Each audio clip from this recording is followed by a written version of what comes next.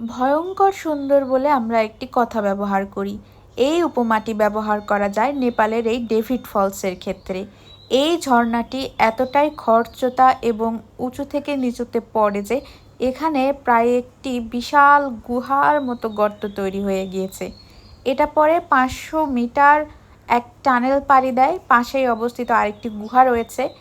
এই খরস্রোতা নদী ঝর্ণার এতটাই স্রোত যে এই গুহার ভেতর থেকেও এই ঝর্ণার কলকল শব্দ শুনতে পাওয়া যায়।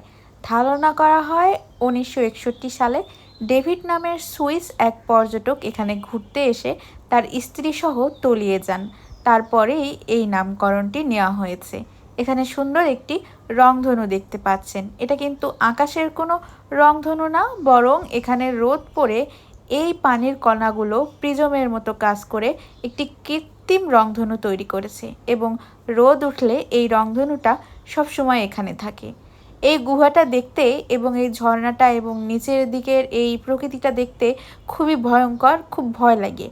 আর ঝর্ণাটা এতই দ্রুত আর এতই গতিতে পানি পড়ছে যে এখানে মিস্ট বা কুয়াশার মতো আকারে পানিগুলো চারপাশেও ছড়িয়ে গিয়েছে, যার ফলে এই পাহাড়টাতে একটা আস্তরণ পড়েছে এবং এখানে বিভিন্ন বন প্লান্ট জন্মেছে এবং সেগুলো কোনো রকম পানি দেওয়া ছাড়াই সবুজ সতেজ রয়েছে। তো এখানে এই ঝর্ণাটি আপনারা নেপাল আসলে দেখতে ভুলবেন না। আর এই ঝর্ণাটি বর্ষায় আরও বেশি মারাত্মক রূপ ধারণ করে, তখনও এটাকে মারাত্মক সুন্দরী বলা চলে, কারণ নেপালের অন্যতম পর্যটন কেন্দ্রগুলোর মধ্যে এটা খুবই বিখ্যাত। তো এখানের ভিউটাও অসম্ভব সুন্দর, পাহাড়ি একটা ভিউ। আমাদের দেশের আপনারা যদি শুভলং ঝর্ণা দেখে থাকেন তো সেরকম কিছুটা, দেবতাখুমের মতো কিছুটা, তবে এটা খুবই অনন্য এবং ইউনিক। দেখতেই পাচ্ছেন কিভাবে পানিগুলো পড়ছে এবং এই পানিগুলো চলে যাচ্ছে টানেলের মাঝখান দিয়ে। পোখারা আমরা যে হোটেলে ছিলাম সেই হোটেলের পাশেও একটা এরকম ঝর্ণার মতো নদী ছিল। এটা হয়তো বা এই ডেভিড ফলসেরই একটা ব্রাঞ্চ হবে। তো ওটারও খুব শব্দ এবং চারপাশে এরকম মিস্টের মতো পানি উঠতে দেখা যায়। উপরে যেই ধোঁয়া বা পানির কণাগুলো দেখতে পাচ্ছেন এগুলো কিন্তু এই ঝর্ণারই পানি বা কণা, এবং এগুলো এত উপরে এসেছে।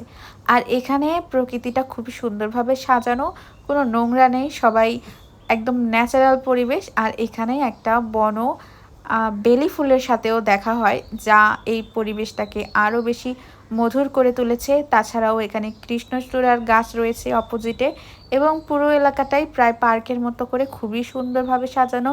আর এখানের ওয়েদারটাও খুব ভালো, একদম স্বচ্ছ কাচের মতো পরিষ্কার।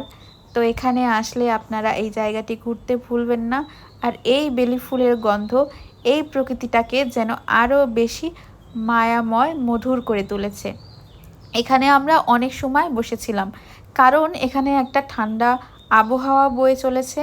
পানির কণাগুলো এভাবে উড়ে এসে শরীরে বসছে, যার কারণে এখানের পরিবেশটা মনোমুগ্ধকর এবং এতটাই শব্দ এখানে যে আপনি একটা ভিডিও নেবেন, ঝর্ণার শব্দে প্রায় কিছুই শোনা যায় না।